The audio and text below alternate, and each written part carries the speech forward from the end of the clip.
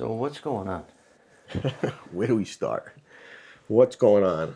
We had a few situations that were, obviously blown into something much bigger than actually happened in reality. And also there was, a lot of things in between that weren't told, right? There was a lot of stuff that really took place, and at the end of the day, it makes a good article, it makes a good story. We had some things that were misinterpreted or misconstrued to some level.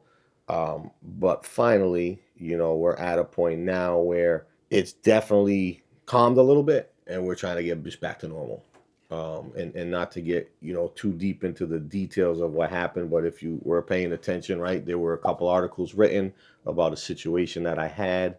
And the situation, I think one of the most important things that I think people don't understand was I was acting in the position of a seller, and the other person that we had an argument with, he and I, was another grown man, similar in age, contractor, who actually was doing work for me, so I knew him, was acting as a buyer. But before I even get into anything too deep into that, I really think it's important that if anything that I said hurt someone's feelings, if anything I said was taken so negatively where it was looked upon as if it were a negative comment towards any sort of ethnicity or race, that was never even close to any intention. That was the furthest thing from my mind during this situation. This was an argument between two people that had tons of emotions involved, that had a lot of money involved. And there was so much frustration on my end being a seller and waiting and anticipating a closing for 11 months. And then 11 months? it was 11 months. And this was land? So to bring it back very simply, I owned this big piece of land. It was So you 42. were the owner of the I land? was the owner. Gotcha. I was not his realtor. Gotcha. All right. I was not trying to help him as a realtor. I was the owner of this 44-acre parcel of land in Rehoboth. I went ahead and I divided it into 3 lots. Form A lot in the front, 2 retreat lots in the back. Okay? I sold the Form A lot in the front to a builder, a localized builder in Rehoboth. He wanted it. Now I had these 2 big lots in the back. Now there was this guy who's a contractor who's done work for me in the past, and he wanted one of the lots. So he knew my dad. He was friends with he kind of did work for him in the past. They were kind of acquaintances, I would say. And he was like, all right, so look, I want that 22-acre piece of land. I'm a real cash buyer.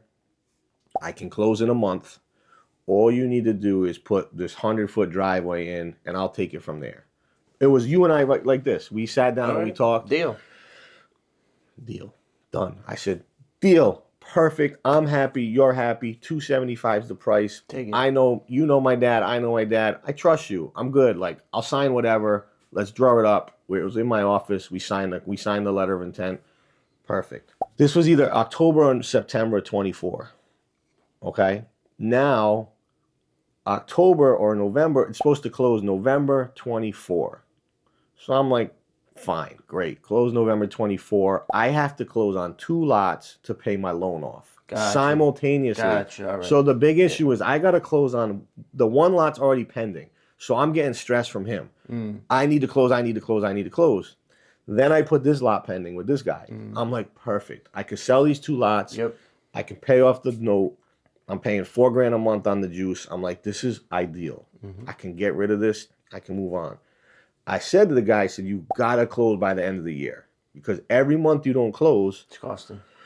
costs $4,000. In addition, there's massive extension fees if we go into January. It's gonna hit this extension threshold, and it's like a big number. I don't want to get into the number, but it ends up being a big number. So I say, cool, we'll close in November. It's 30, 40 days, whatever the date is. November comes, we can't close. He's not ready. He needs this, that, and the other thing. Okay, I get it. do your engineering, get your botanist in there, do what you need to do. Not a problem, right? December comes around, he still can't close. All right, now I'm getting frustrated. I'm like, this is supposed to be quick and easy. You're not using a private loan, so I don't have to worry about that. There should be no issues with funding. You told me you had the cash. I trusted you. I never asked for proof of funds. Like, this wasn't a realtor thing. This was like, man to man. Like, we just got an agreement. Like, there's no reason to screw either one of us. I'm good. January comes. We still don't close.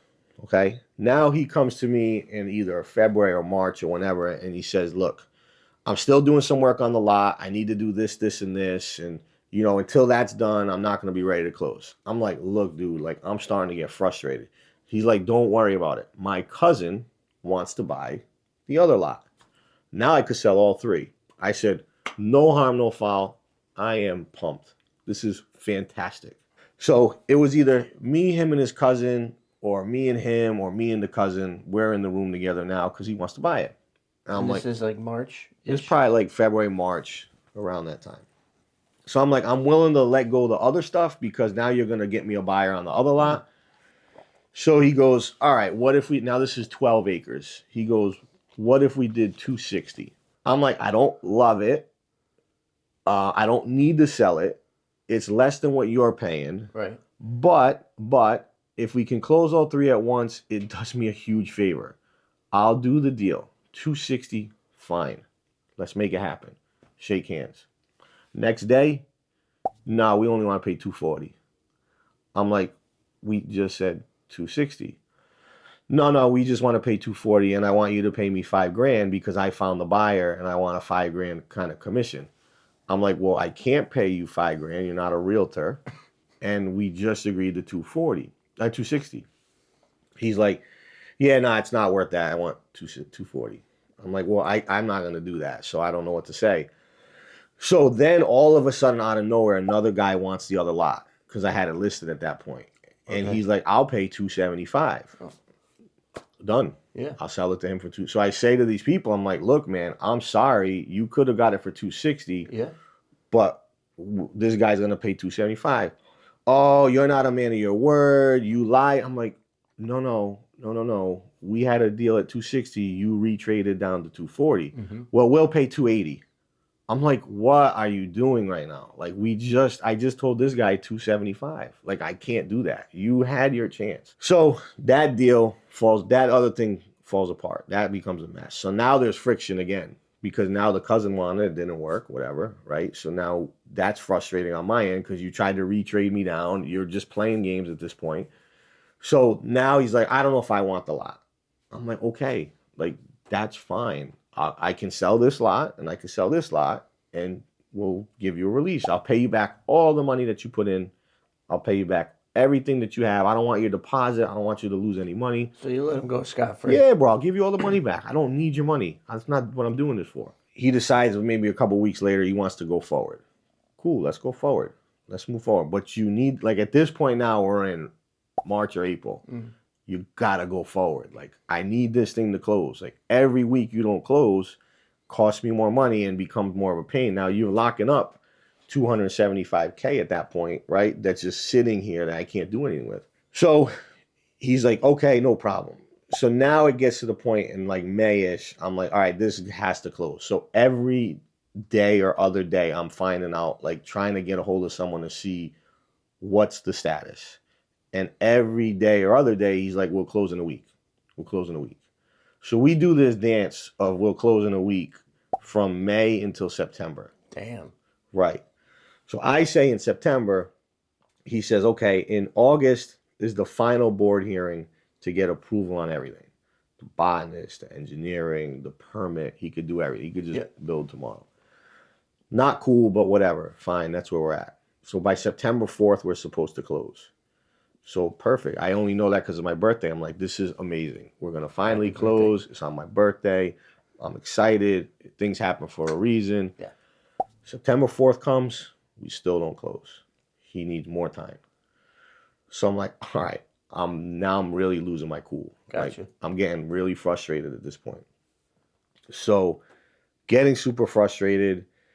He's like, I need a couple more weeks. We should be able to close in October. I'm like, no, just tell them I want to release. Like, just end this. I can't do this. This is mental strain on me is becoming, like, it's wearing me out. I'm getting worn out. So then they say, no, we're not going to release. We're going to record the P&S. I'm like, here we go. Now we're playing this game where they're going to record the purchase and sales. So now if I want to sell it, it now becomes a legal thing. Well, I don't want to get involved in all that. Could I have just I went? didn't know you could do that. You can. You record the P&S in the town hall or as like a blemish on title? Correct. So now it impacts the title. So then you can fight it and it doesn't really hold, but it just takes time. I'm like, I don't need to do all this. Like, I'll give you your money back. Let's just move on. Yeah. Nope, we're recording the P&S. You can't sell it to anyone else. You're locked in. Like, this is so stupid. So when can you close, sir? Now, mind you, he's blocked my phone calls since April because we were arguing. We've argued from April. Like, we didn't even talk anymore. I went through the lawyers. Oh, okay. Gotcha. So it stopped. Like, him and I didn't communicate till April. So then at that point, it gets to October, and he's like, all right, I'm ready to close. I say, perfect. He says there's only one caveat, his lawyer. He won't close unless you give him $150K off the price. So now I lose my mind. This is a 275. 275 lot. 50 off. That's 22 acres. $1.25 for 22 acres. For 11 months of waiting too. And losing $100K in costs. And holding costs.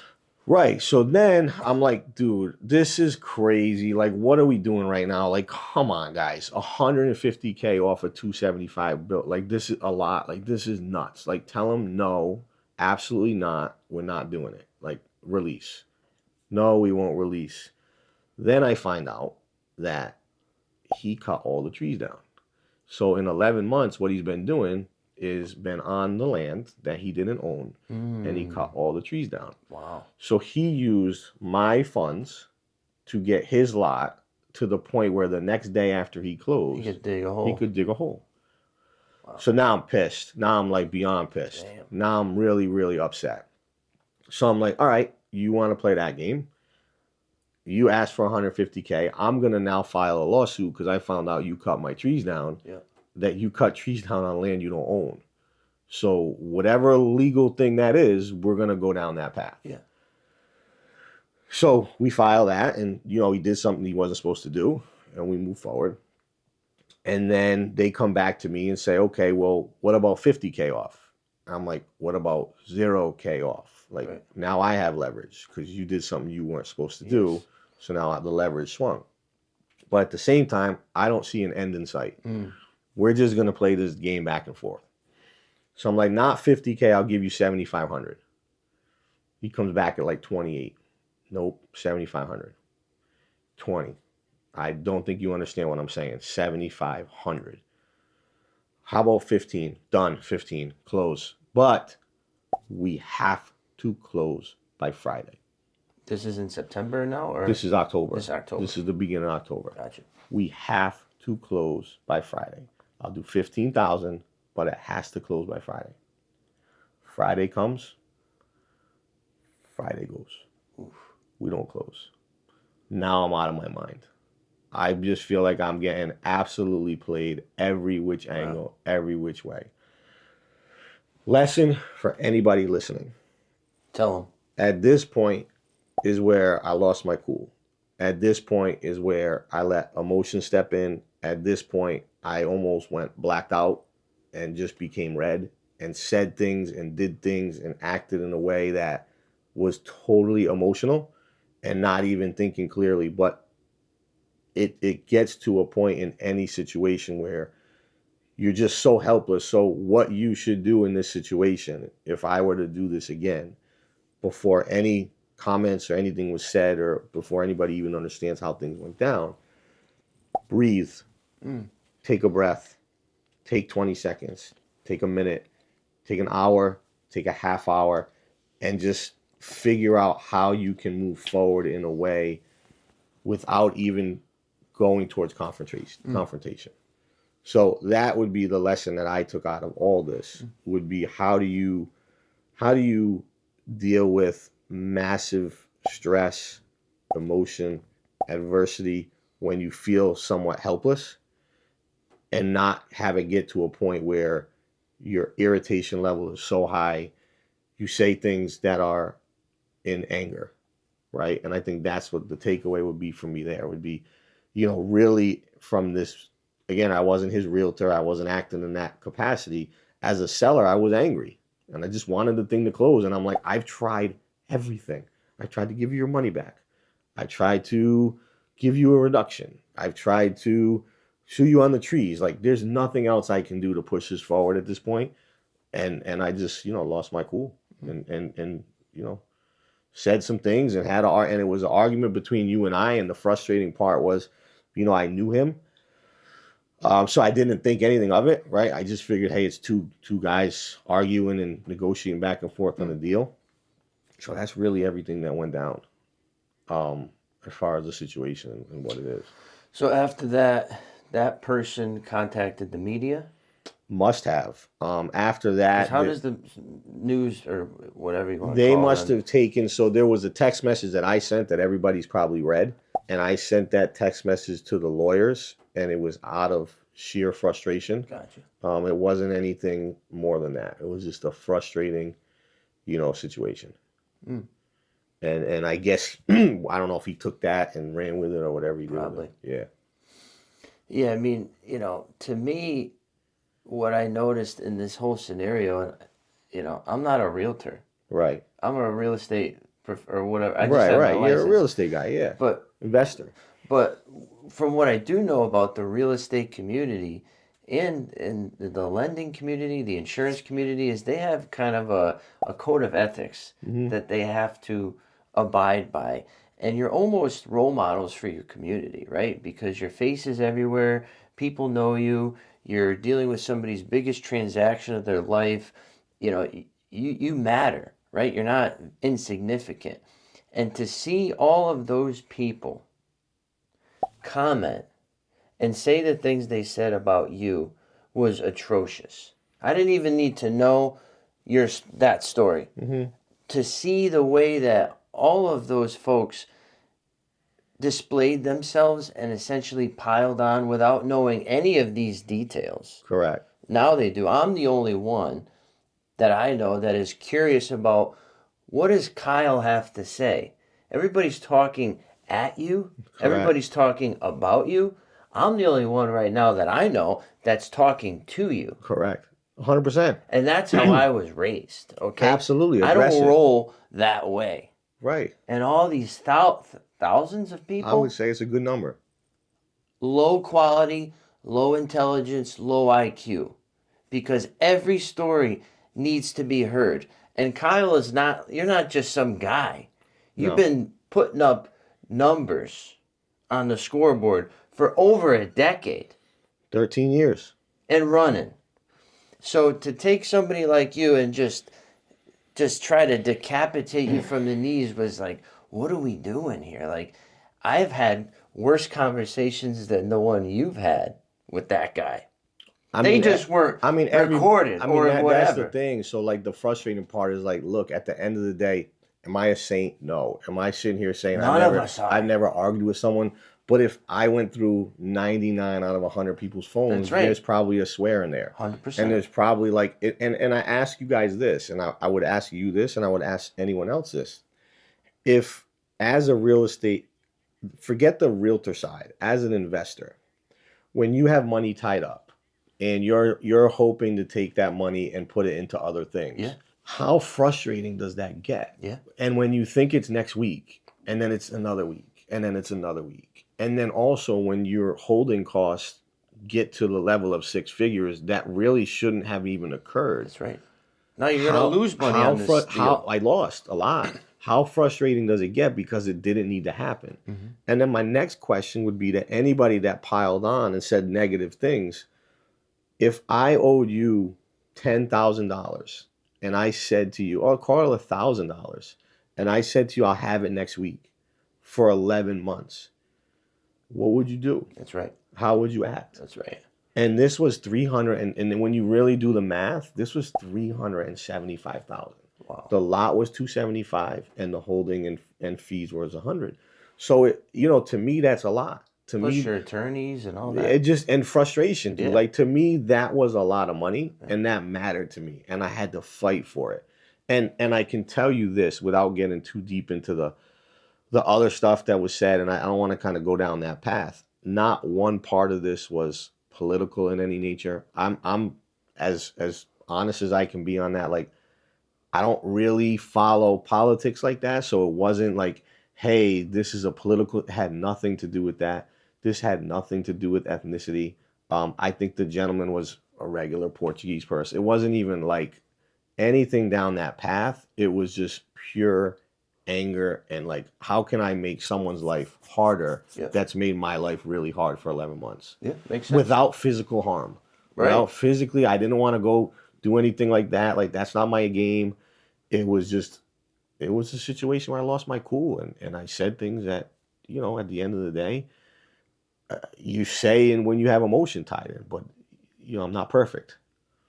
And there was it wasn't an innocent person. It wasn't a situation where this person was just, innocent bystander. And I was, there was malice on that end and it was intentional.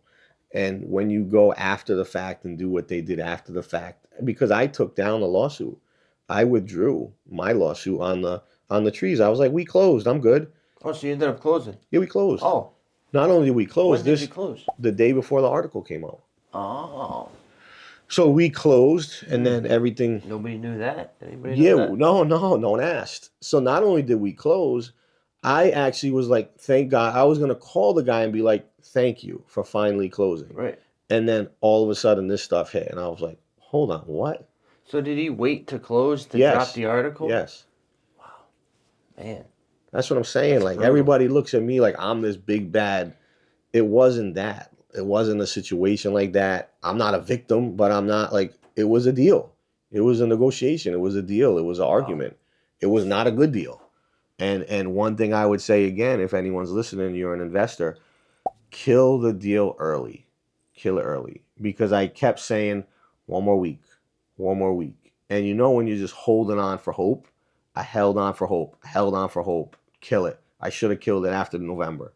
I should have last year. Yeah, I should have said November 24. I'm good. Walked away, minimal cost, kept it moving. Yeah. So the mistake was on me. I should have killed it early. But you have a lot of stuff going on. You're doing it's all. not a big deal. I'm like, this guy I'm good with. I don't have to worry about him. Like, he's gonna close. I know he's gonna close. Like, he's excited. I'm excited. Like, let's make it happen. Wow. So if you ran into this guy at like Market Basket or something, what would you say to him? I wouldn't even say anything. I'll just keep walking. You'd ignore him. Yeah, I would just keep it moving. It's not worth it. It's not worth to say anything. It's not worth to find out why. It's just not worth it. You did your damage. You did what you needed to do. You got your excitement out of it. I'm not gonna give it validation. Just no keep more moving. energy. Nah, no more. And then that's where I'm at right now. Is just keep moving forward. One thing that's interesting to me, I think I would say is. Everyone that I didn't read any of the comments after the first thing that I had to deal with 2 years ago. When I read everything, and that whole situation was even crazier. But after that, I said I'll never read negative comments again because it's not worth it. But one thing I would also say is I find interesting that I've been one of the top agents in the state for 10 years now. Mm-hmm. If you go on my Zillow, my reviews are like 5 stars. I've got 500 5-star reviews. Zillow only allows actual clients to write reviews. Therefore, I can't write a review for you if you didn't actually help me. Right, you have to punch in the address and the whole thing. You have to verify everything. Right. So that's true. It's very interesting to me how terrible of a person I am and how much of a scumbag I am with all these 5-star reviews. And all these people that I actually worked with and for that had good experiences. That's a good point. To add one more layer to that, I would say, in addition to the Zillow reviews, right? It's very, very, very, very easy to point out all the bad things that happen in the deal. But in a transaction, if Greg's the buyer and Greg has a realtor and Peter's the seller, and I'm Peter's seller agent, listing agent, my job is to help Peter, not to make sure that Greg's happy. That's right. So when I did hear some of the comments, oh, I bought a house from them and this happened. Oh, I bought a house from them and, I didn't do an inspection and all this stuff came up. I was on the other side. Not your problem. So it's not only not my problem, but my job is to get the best deal for Peter, not for you. I don't. That's your agent's responsibility. Right. I don't work for you. Right. So you're out there blasting me on how terrible I was, or, oh, I overpaid for this house. But that's the point. I worked for the seller. Right. So I actually did a good job. Right. Because I got you to overpay. That's what it is. Yeah. It's like if I'm a lawyer and I'm the lawyer for someone else. Yeah, and you're not going to build their case. No, I don't want to help you. Right. I help this person. Right. So I just don't understand. I think people misconstrue how everything works. And it's like, oh, this guy's so bad. He screwed all. No, I didn't screw all these people.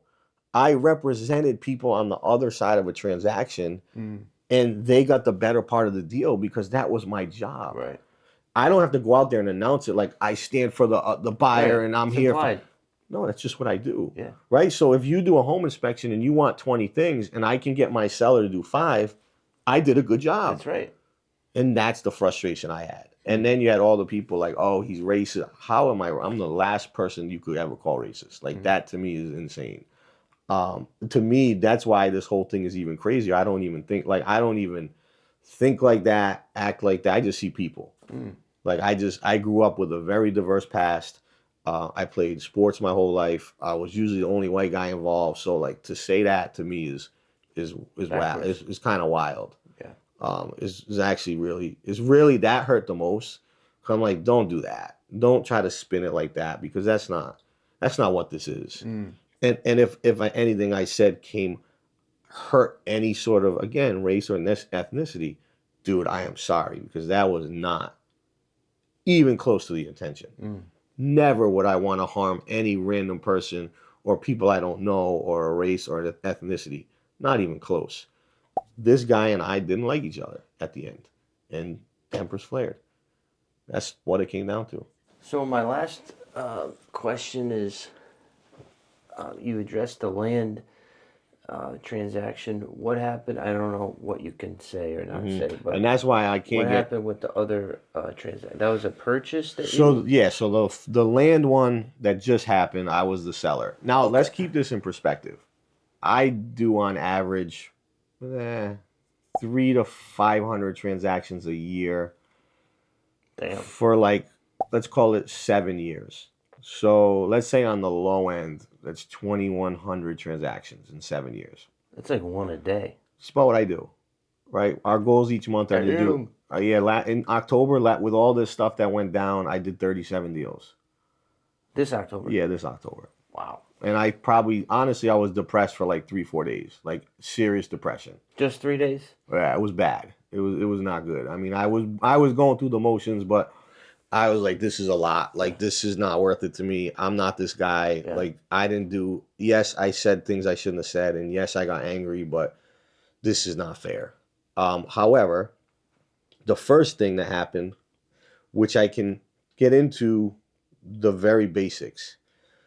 Someone brought me a deal and said, I got these people. They want to sell. They're losing their house. They want to do a refinance, and they want to know if you can do it. First of all, no, we're not a bank. I can't do a refinance. But if they want to sell it, have them reach out to me. I'll put an offer on it. I don't even need to see it. I can just move forward. Perfect. Let me see what they want to do. Guy goes back. They want 100K. And who's the guy? Like just a wholesaler, like a middleman. Gotcha. He's like, they want 100K. Dude, I'll buy it right now. For a house. I have no idea. I've never seen it. But they're living there. Yeah, I said worst case scenario. This was 2023. Yeah. So I say worst case scenario, I'll knock it down and put a house up. Right. It's a lot. Whatever. I don't even need to see it. Cool. So we agree. We set my partner who puts up half the money. He's like, all right, cool. Look at this. I'll put up half. You put up half. But I don't trust these people. I want them to come in the office and I want to meet with them in person so I can sign everything in person to see that they actually own the house, that they're not scamming us, that they don't own it and we're going to give them money. Cool. They come in person. They sit down with my partner. He signs. They sign. Everything's great. I think nothing of it. Then they say to me, all right, look, here's the deal. You can buy it for 100, but we have nowhere to move to. We live on all 3 floors. We can't leave. Gotcha. Is it cool if we stay for a year? And before you put it on the market, can you give my daughter the ability to purchase it Oh, before? Fine, that's fine. Not a problem. Live for a year. What we'll do is at the closing, when I buy it, we'll draw a purchase and sales up where the daughter is buying it from me, July 2024. Cool, right? So I'm going to buy it. You live for a year. You do whatever you want. Don't pay any rent. Your daughter can go get a financing, try to get a loan for a 3-family, and pay it in 2024. Perfect. No harm, no foul. I don't even think about it. House is out of my mind. Like, we're going to try to help them get it before it hits the market. Cool. She can't get the loan July. So I'm like, all right, let's get, guys. I do not want this house. I need to get off of this thing. I want to just sell it and move on. I'm going to list it. I'm going to move on. You guys, here's what I'm willing to do. I'll draw up a lease for 2 years. I'll prepay both your floors so Wow. you don't have to move. So you're not kicked out. I don't want you to be kicked out. I'll prepay both your floors for a year or 2 years, and you guys are covered. For the future buyer. For the future buyer. Wow. I'll give them market rent. I'll Never seen prepay. that. Right. I'm trying to help you guys. It's unfortunate you couldn't get the loan, but I'll do that. So they're like, okay, that's actually really nice. So let's go ahead and move forward. So I'm like, I got to list it. I got to show it. So we list it. We show it. We get it pending twice. I list it for a stupid number. It doesn't come close to that number. It falls apart. Like, the inspection's a disaster. The house is a mess. The inspection's a disaster. So it falls apart 3 times. All of a sudden, someone comes out of the woodwork and is like calling me, yelling at me. You did this to my parents. You stole it. You did this. They don't speak English. They don't know this. They thought they were doing this. I'm like, whoa, what? Like, who are you? What are you talking about? And please leave me alone. Like, I have nothing to do with your situation. So long story short, she goes and meets with my partner. She leaves the meeting with my partner. She's one of the daughters. And she goes, I'm really sorry for calling you like that. You're actually a good guy. I appreciate what you've done. I also can appreciate that, there was miscommunication on my family's end. I'm sorry I accused you of something. I understand what happened. Cool. All of a sudden, it goes to a higher level. They must have called the attorney general like 4 or 5 times to get him to take it. He takes the case. I think nothing of it. I'm like, this is a waste of my time. Like, just leave me alone, right? We'll answer the complaint. It's a civil complaint. We'll answer the civil complaint and we'll move forward. We answer that, and then they bring me in for like an interview, and that just doesn't go well. I can't get too deep into it, but I'm not good at being antagonized and like. Gotcha. So I lose my cool a little bit, right? Which we're working on, and that doesn't go that well. And then the next day, that article hit. Huh. So how did they find out about that meeting? It was with the attorney general. But how does Go Local get access to that information? Good question. Or like, why is that public? Another good question. Interesting. But the same question I would ask about the second thing is like, why is an argument amongst 2 grown men public knowledge? Right. Why was that even brought to light of day? It had nothing to do with it. I didn't hurt anyone, didn't harm anyone. I wasn't like a whole group of people that I was trying to like. It was one person. It was 2 people. Mm. And then on this other deal, it's just been a long, dragged out process and explaining that. So that's where we're at. Wow. That's what happened. So it was 2 very unfortunate situations that I've lived through that taught me a lot about myself and made me a better person and made me work harder, made me work smarter, made me set systems in place to avoid that in the future. I don't drink any alcohol. I go to the gym 7 days a week. Yeah, you look. I focus on. Yeah, you look like me. No. I focus on doing things the right way, and I think it was an eye opener. And certain, not that I was like a drunk out there drinking, but you go out and you go to events. It adds up. I mean, I don't touch it. I just kind of stay in my lane. I get up at 4:15 every day. I go in the sauna. I go to the gym. I work out. I read. I meditate. I do all the right things now, and I think that was a good. That was a good unfortunate situation, but a good outcome to an unfortunate situation. And I think a couple things I would say that I took away from all this is you can control what you can control. Hard times come, but you got to fight through them. And I would say one of the things I would say is you cannot beat a man who doesn't quit. I don't care what you do. Is that your quote? No, Oh, it might be. that's a good one. I like it. See who said that. That's I, good. I think that you cannot beat someone who refuses to quit. And there was times, excuse me, I need a drink. There was times during both these situations where I said, "Is it worth it?" What They worth it? want me to quit. They want me to give up. They're trying to force me into just calling it quits and just going into Like another wrapping up the broke or like everything. Wow. Just wrapping everything up. Like they want me to just fold. They're looking for, me to get out so other people can have a chance or whatever it is. I don't even know what it is, but I'm like, is it worth it? And it took a couple days to sit back on both situations and be like, if I don't quit, I will not be beat. And if I continue to do things the right way and act the way that I know that I can act and be better in certain situations, especially on, anger and emotion, I think that we can be in a really good spot. But it's very depressing. It was extremely two depressing situations. And I feel bad for anyone that's been in that spot or will be in that spot that's not strong-minded because you could fold. The legal bills that I have for the first situation are crazy. For some that doesn't, like literally, I didn't do anything. Like 6 figures? Yeah, Wow. over that. Wow. Yeah, and I'm not saying again, I'm not a saint, but I didn't do anything in the first. The second one I got mad and angry, but the first one I literally didn't do anything.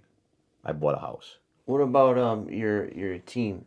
How did they respond? Did you lose people? Did you So gain people? So I would say when I look at the team, I look at like what we're building. We're building something very special. We're building we're consolidating down to certain businesses, and we're building something very special. And it's coming to fruition day in and day out. The team of people that are in that space said we'll work for free if we have to. Wow. Yeah. So it strengthened your bond. Oh, strengthen the heck out of it. You had a government shutdown. We're working for Kyle. We didn't need to work for free, but we had furlough. we had a situation where at the end of the day, they were willing to buckle down because we didn't know. Like the second thing hit, I didn't realize how big it would spread. Yeah. I'm like, this is gonna be whatever. Like I shouldn't have said things. I didn't even think of the angle they were gonna spin it. Right. I'm like, yeah, I mean, what? My bad. Like Yeah. I shouldn't have did it. Like totally my bad. But so the second one, we were like, what do we do now? Like, we don't know where this is going to go. And we buckled down, we got tighter, and we went from there. And people left. There's definitely, none of my core group left, but there was people that left. And, hey, I wish them the best and good luck. Any shout-outs you want to give? Anybody specifically? I think from a support standpoint, my immediate family and my, all that stuff was great.